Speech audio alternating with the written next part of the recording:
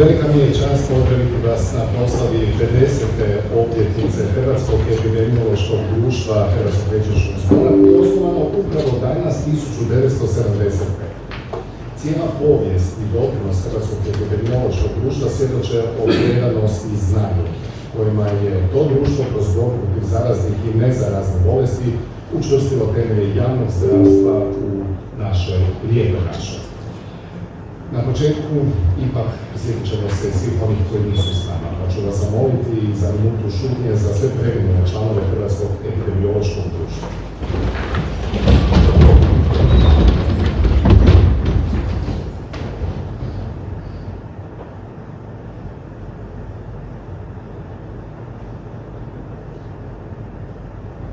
Neka im je veliko hvala i vječna slava.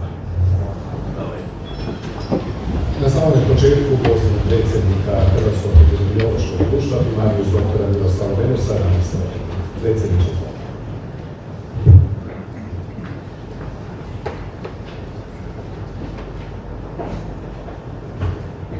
Zahvaljujem se, Mario.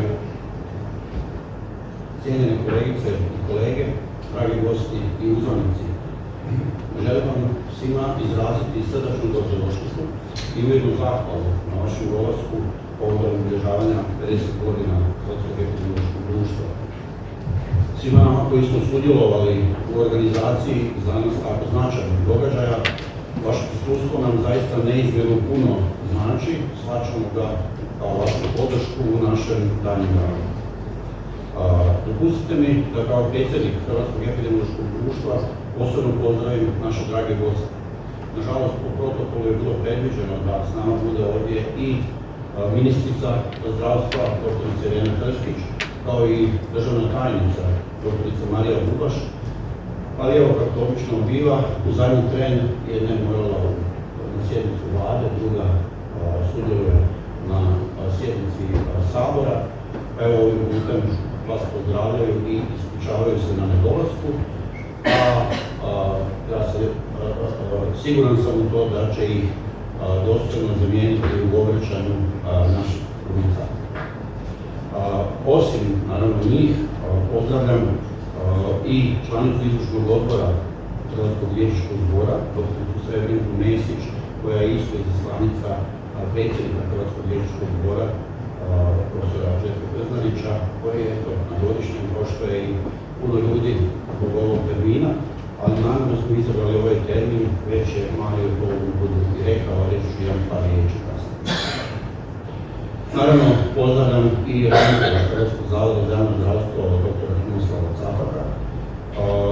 Naravno, svi smo, velika ogromna većina nas epidemiologa smo u zavodima za javno zdravstvo, u čijem čelu je naš Hrvatski zavod i logično je da je s nama i ravnatelj Hrvatskog zavoda za javno zdravstvo. S obzirom da dosta nas kroz povijest gledano, a i evo trenutno krajeva i sam ujedno i ravnatelj županijskog zavoda, a pomoć koja nam je često puta potrebna pruža nam Udruga poslodavaca u zdravstvu Republike Hrvatske, onda pozdravljam i direktora Udruge poslodavaca u zdravstvu dr. Dražena Jurkovića, uostalom i Marija koji je ovdje prihvatio da vodi ovaj program, dolazi iz Udruge poslodavaca u zdravstvu. S nama je i naša kolegica doktorica Nataša Anteljak, koja je osobno izaslanica ravnateljice škole narodnog zdravlja Andrija Štanka, dr. Kunđić Tiljak, hvala na dolasku. S nama je ravnateljica Ureda Svjetske zdravstvene organizacije u Republici Hrvatskoj, doktorica Iva Kremljić-Štanović, hvala lijepo na dolasku.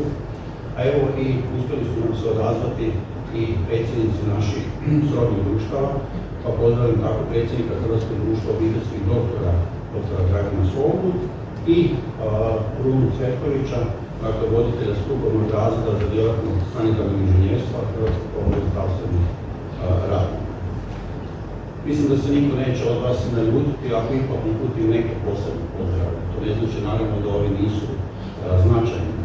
Naravno, poseban pozdrav kolegicama i kolegama, ravnateljicama i ravnateljima Zavoda za javno zdravstvo, oni koji su došli, koji nas podržavaju u našem radu, bez obzira bili epidemiolozi ili bili uopće liječnici. Ja im se zahvaljujem.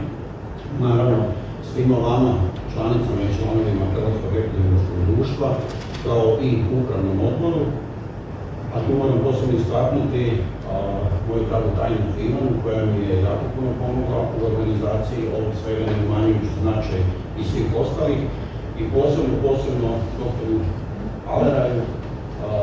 On je bio međugeneracijska sklona, apsolutno dobro, hvala lijepo na pomoći.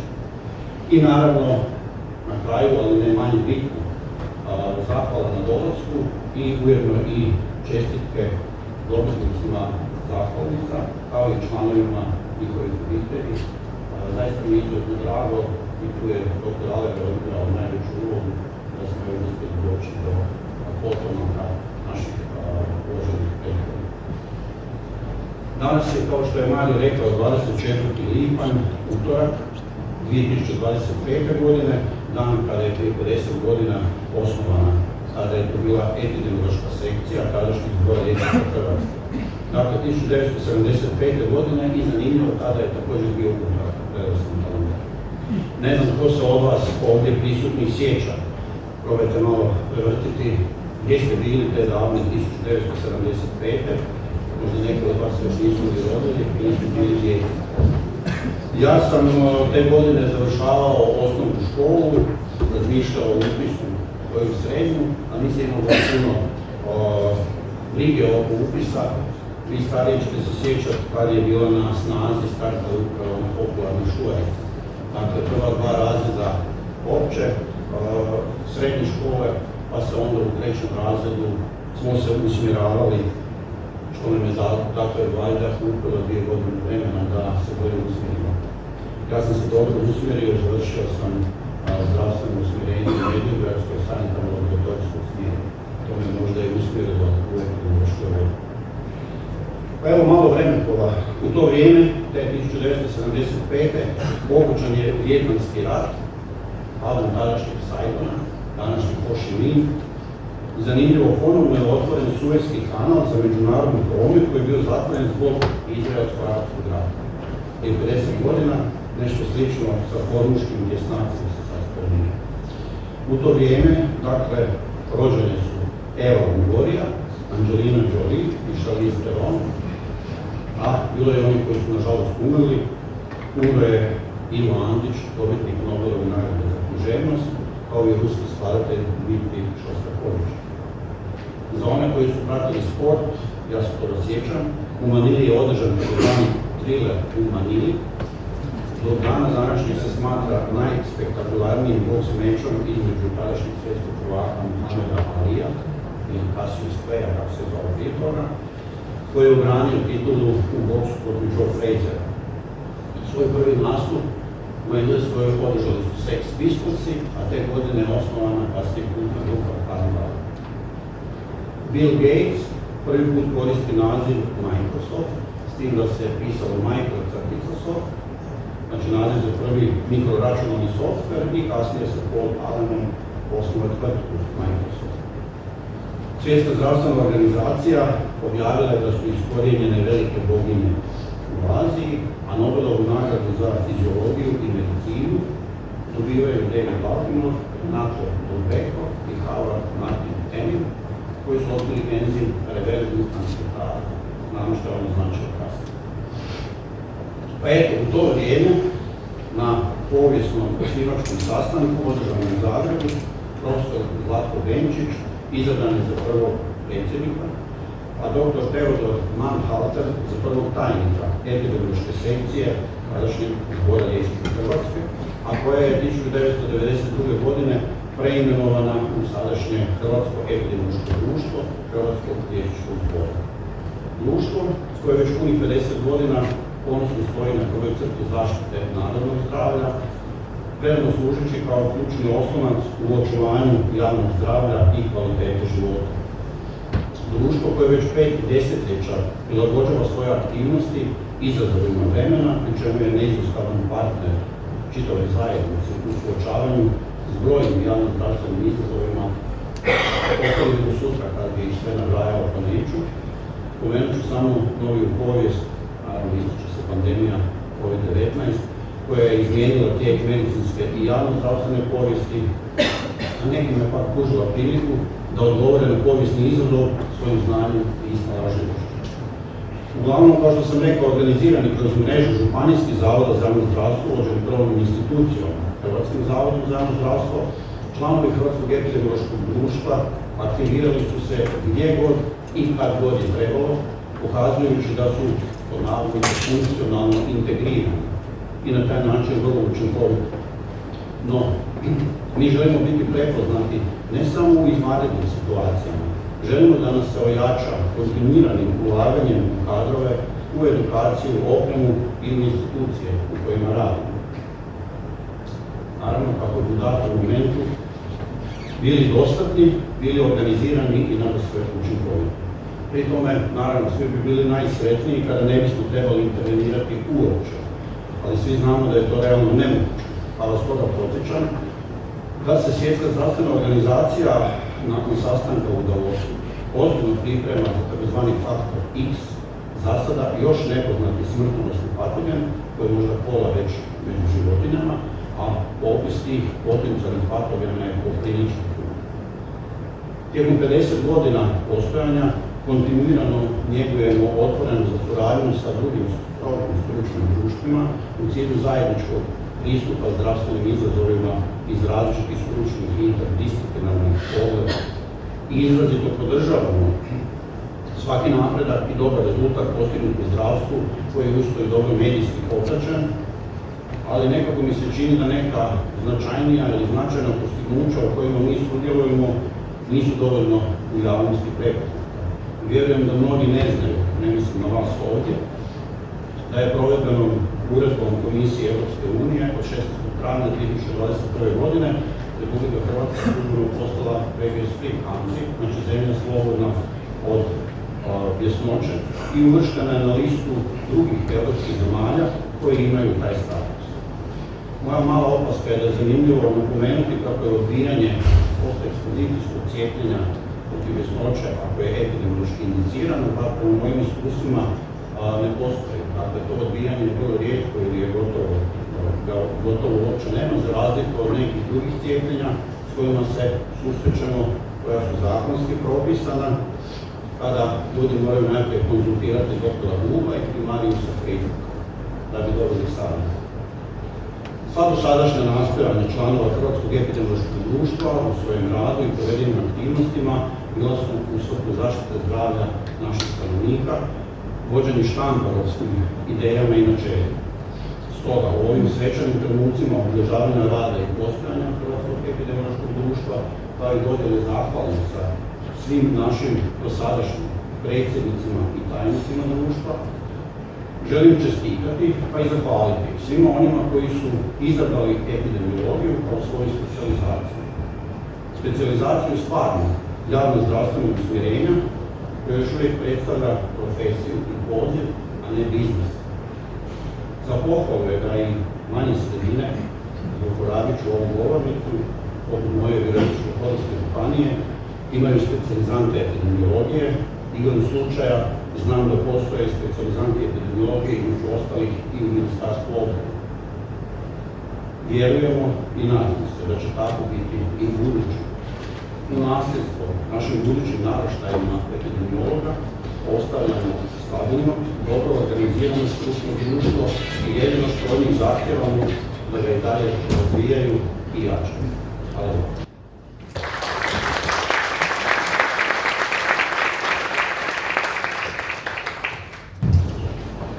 Hvala primarijusu Venusu. Pola stoljeća u istinu nije malo, a vjerujem da ćemo i tijekom današnjeg dana, tijekom ove proslave, ne samo obilježavanja ove proslave, čuti još mnogo toga o nastanku Hrvatskog epidemiološkog društva u Hrvatskoj.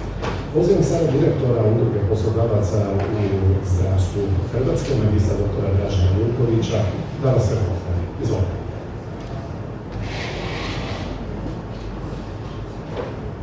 Zahvaljujem se na prigodi da danas budem ovdje s vama. Hvala kolegi Venusu, mislim inače kolegi s fakulteta, da smo ista generacija, što mi je na neki način ukazao i uzmano veliku čast da vas pozdravim i da se u Udruge poslodavaca ako hoćete udruge ravnatelja, zahvalim vama, epidemiolozima, kolegama liječnicima za vaš svakodnevni rad.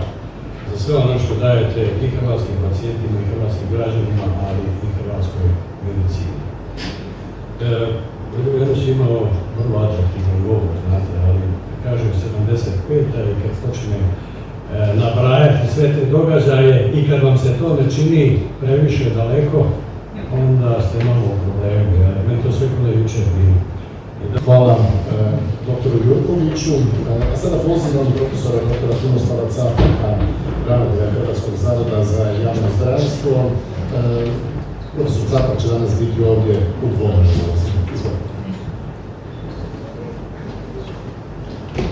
Hvala lijepo, sve vas najsrdačnije pozdravljam u svoje osobno ime, u ime Hrvatskog zavoda za javno zdravstvo i čestitam vam rođendan.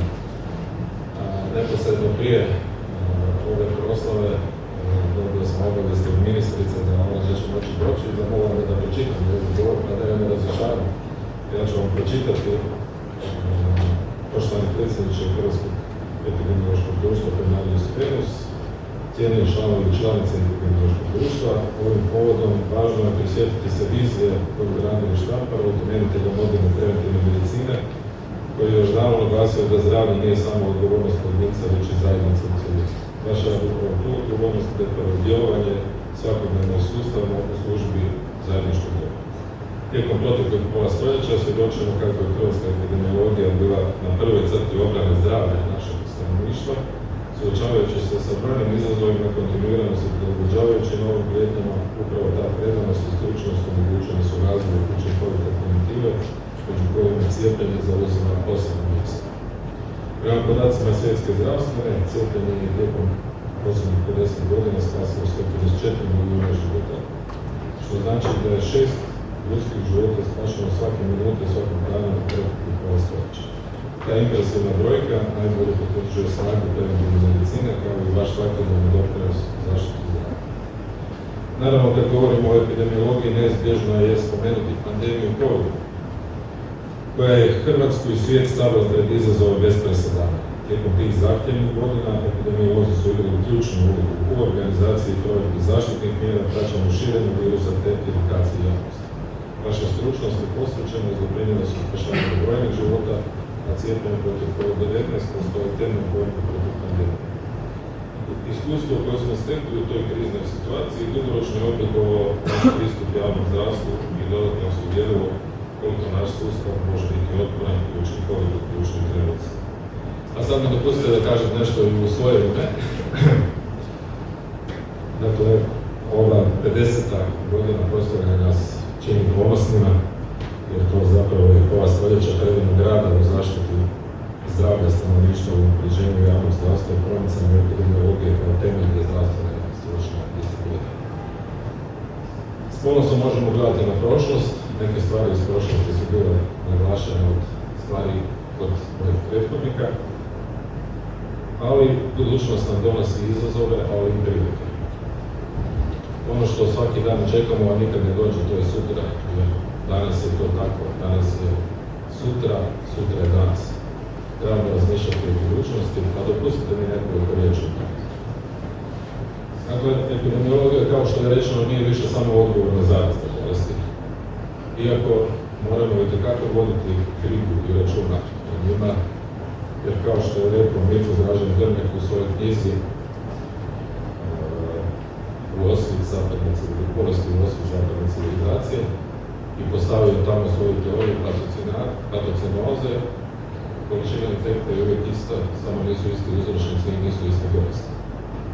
Dakle, danas smo suočeni s time da nam se javljaju bolesti koje poznajemo ponovo, a isto tako nam se, kao što je COVID-19 javljaju ove bolesti, i moramo imati snažan i učinkovit sustav borbe protiv zaraznih bolesti i to nikad ne smijemo zaboraviti. Ali epidemiologija je danas prerasla samo pitanje zaraznih bolesti.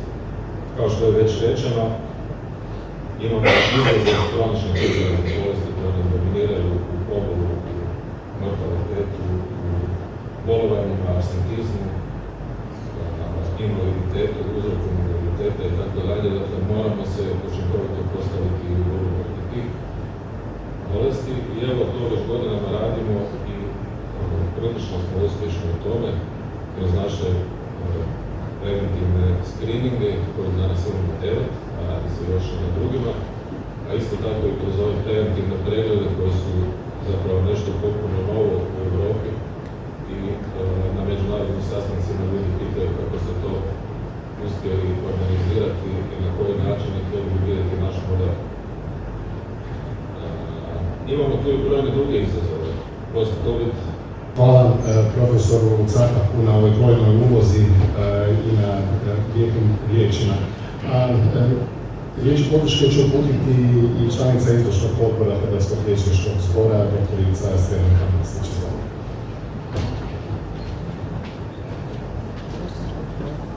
Dobar dan svima i upućujem vam lijepi pozdrav od prvenstveno predsjednika Hrvatskog liječničkog zbora, profesora Željka Krstanića, koji je spriječen danas da bude s vama, svih članova izvršnog odbora Hrvatskog liječničkog zbora i moje osobno ime.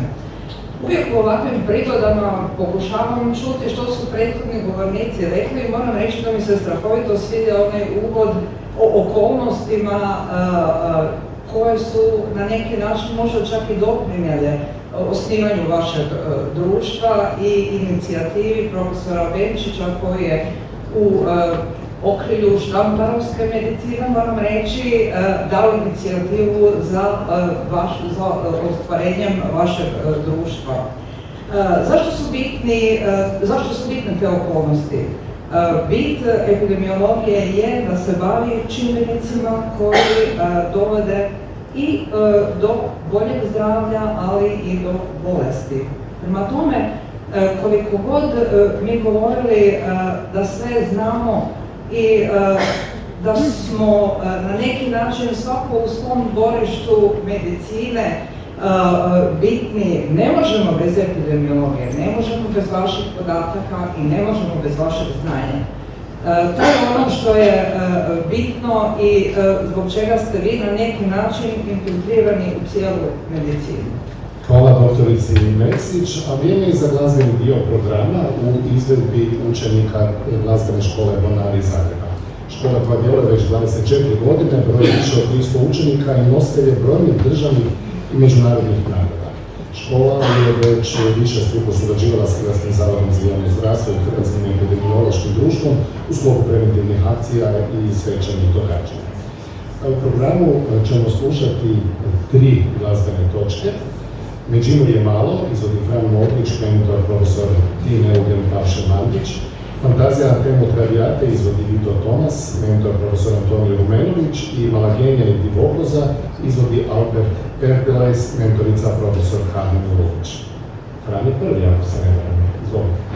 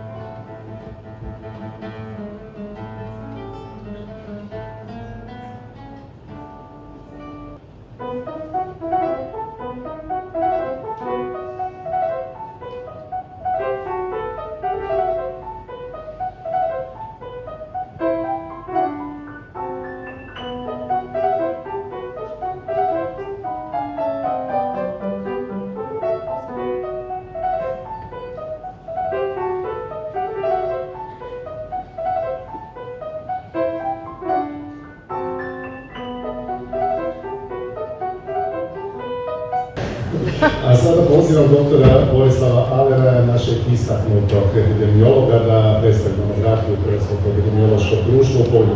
obljetnice. Izvolite.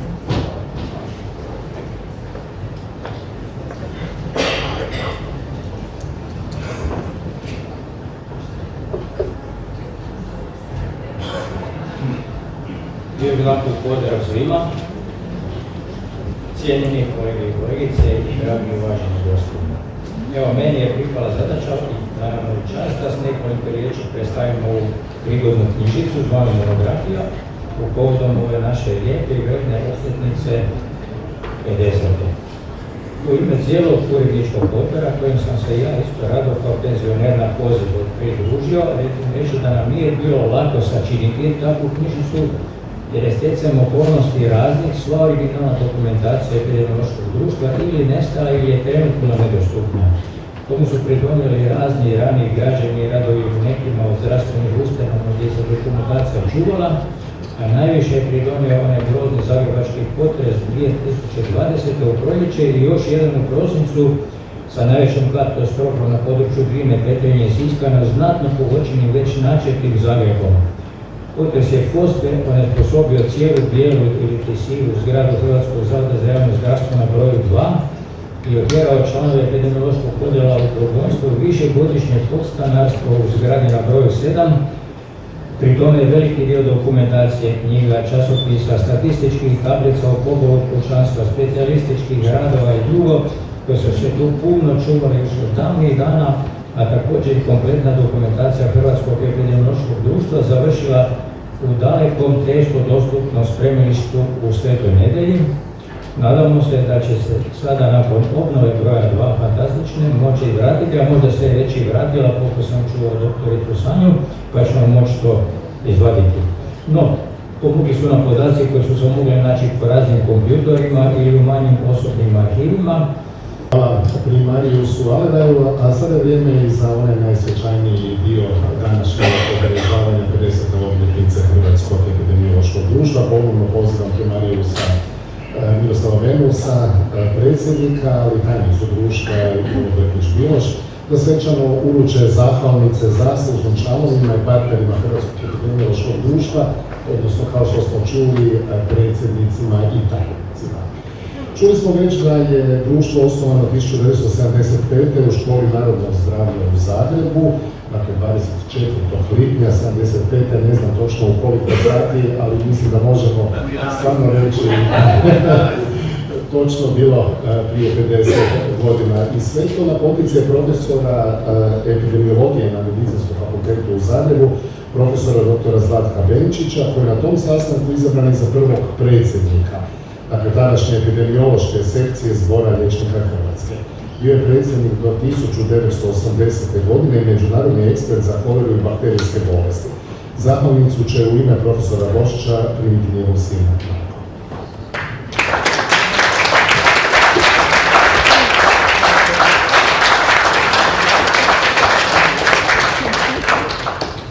Prvi tajnik tadašnjeg društva je bio dr. Teodor Mannhalter, koji će također dobiti kasnije i ovu zahvalnicu. Tijekom 50 godina postojanja na čelu društva bili su neki od naših najuglednijih epidemiologa. Od 1980. do 1984. godine predsjednik društva bio je profesor Ante Hrabar, ravnatelj Zavoda za zaštitu zdravlja, to je današnji Zavod za javno zdravstvo, graditelj Hrvatske higijensko-epidemiološke mreže ustanova. U ime profesora Hrabara zahvalnicu će primiti sin Igor.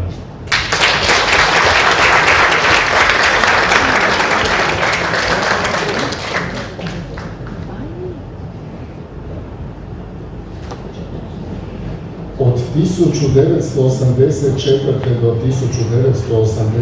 1988. godine predsjednik je bio profesor Berislav Borčić, dugogodišnji voditelj Središnjeg epidemiološkog odjela u Hrvatskoj, jedno vrijeme i ravnatelj Hrvatskog zavoda za javno zdravstvo, poznati znanstvenik na polju prirodno-žarišnih antropozoonoza, kreator razvoja nacionalnog programa masovnog cijepljenja, njemu će također nagrada, odnosno zahvalnica biti, odnosno članovima obitelji uručena kasnije.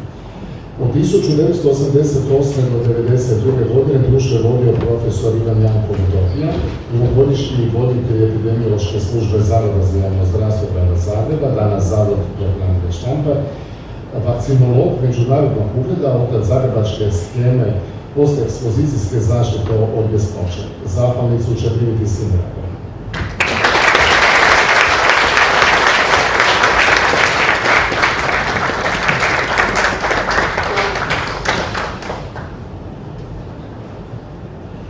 Poslije profesora Vodopije do 2001. predsjednik Hrvatskog epidemiološkog društva bio je primarijus Željko Baklajić, znanstvenik na polju antirabične zaštite, uz to ravnatelj Zavoda za javno zdravstvo grada Zagreba i Hrvatskog zavoda za javno zdravstvo.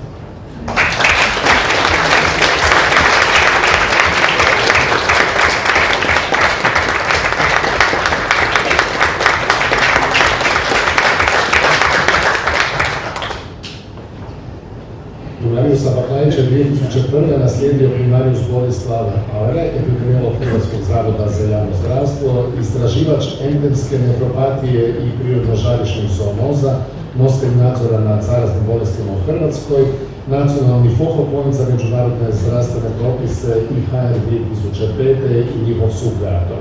Predsjednik je bio do 2010. godine.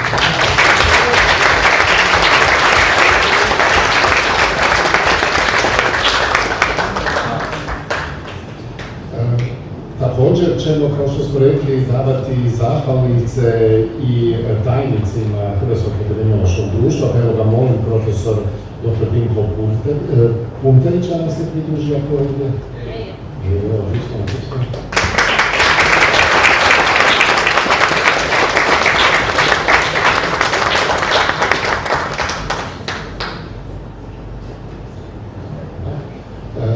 Sljedećeg predsjednika u ovom vremenu od 2010. do 2014. ćemo ostaviti malo za kraj, dakle šećer dolazi na kraju, a 2014. i 2015. društvo je vodio prvi dopredsjednik istaknuti epidemiolog Hrvatskog zavoda za javno zdravstvo dr.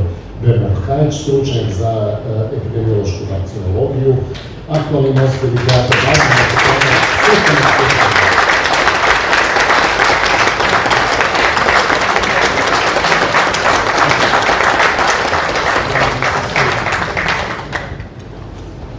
Skočio sam bio tamo tajnicu također Hrvatskog epidemiološkog društva, primarijus doktoricu Tatjanu Nemir-Blažić.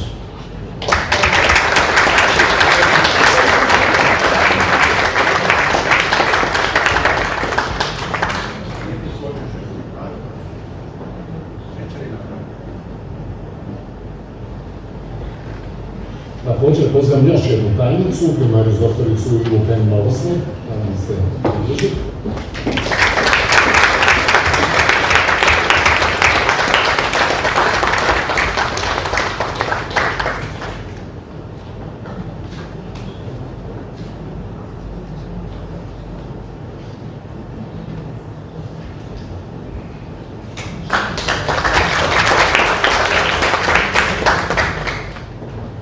Od 2010.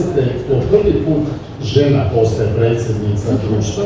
Riječ je o poznatoj stručnjakinji za legionarsku bolest, ekspert za cjepiva i masovno cijepljenje, voditeljica službe za epidemiologiju zaraznih bolesti Hrvatskog zavoda za javno zdravstvo. Te godine društvo dobiva je svoju prvu sekciju za epidemiologiju kroničnih nezaraznih bolesti. Naravno, riječ je o profesorici doktorici Iliđe Nervati.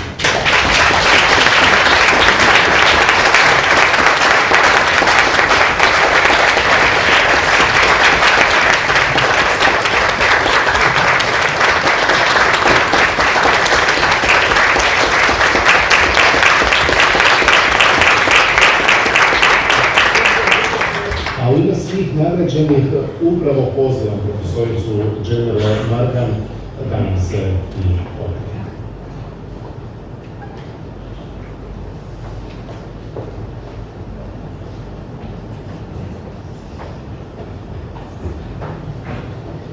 Evo, svima prisutnima, ja bih u ime koji smo tada vidjeli, ali i ovi koji više nisu s nama, koje sam sve poznavala, tako da znate koliko imam godina.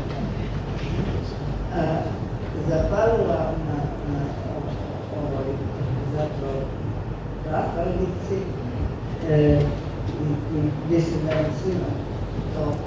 puno znači, epidemiolozi njih se često hvaljuju. Kroz sve ove godine smo se zapravo jako trudili, gotovo unutar toga epidemiološkog društva, da poboljšamo organizaciju epidemiološke službe, da poboljšamo našu međusobnu komunikaciju, dovedemo savršene sustave radnog uzbunjivanja i u zemlji i sa svijetom kontaktima. Da je kontakt prvo išao preko Svjetske zdravstvene organizacije u svim zemljama u svijetu, a onda naknadno sa Europskom unijom i sada sa ECDC-em. Dakle, te komunikacije su jako dobro, znači da je epidemiologija bitna služba i to je jako važno da je tako dobro komunikacije. Osim toga, u cijeloj tih 50 godina svi su se jako trudili, što je dr. Avera rekao, da rade na edukaciji epidemiologa, trajnoj edukaciji epidemiologa i to je naravno poznato zašto je potrebna trajna edukacija uopće u medicini i nikad ne završava i vjerujte mi ne završava ni u medicini. Hvala profesorici General Margan na i dosadašnjem i na budućem radu, na budućem poticaju epidemiologije u Hrvatskoj i naravno se da ćemo uspjeti nekako prebroditi ovaj dio kada kažete da je sve manje interesa za specijalizacije iz epidemiologije. Vrijeme je da se nastavimo družiti naravno uz prigodni domjenak i još jedan put hvala vam na dolasku i još jedan put čestitke na prvih 50 godina.